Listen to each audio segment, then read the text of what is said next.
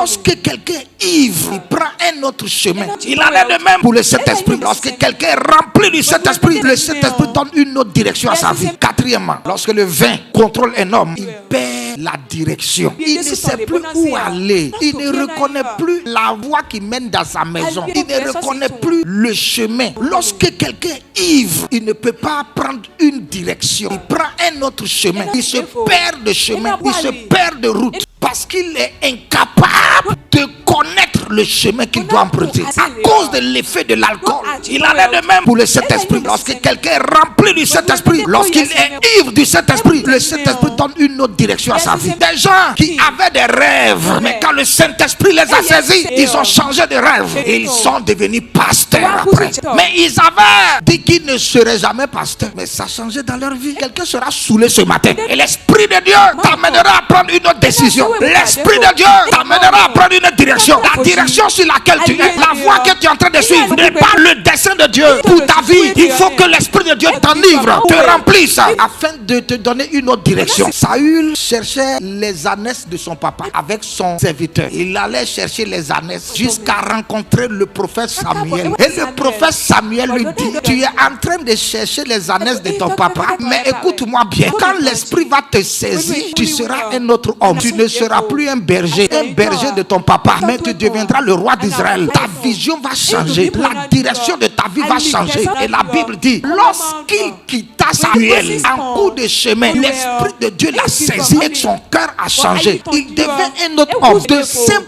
berger qu'il était, il est devenu un prophète. Et il s'est mis à prophétiser. Et après cela, alors il a changé. Et Saül va devenir le roi d'Israël parce que l'Esprit de Dieu a donné une autre direction à sa vie. Tu vas prendre une autre direction. Lorsque l'Esprit saisit, ça change. Quand l'Esprit de Dieu saisit la vie de quelqu'un, l'Esprit de Dieu le pousse, l'amène là où il ne voudrait pas aller, l'amène sur le territoire, là où il n'avait pas projeté, aller s'installer. Écoutez-moi ce matin, l'Esprit va saisir quelqu'un.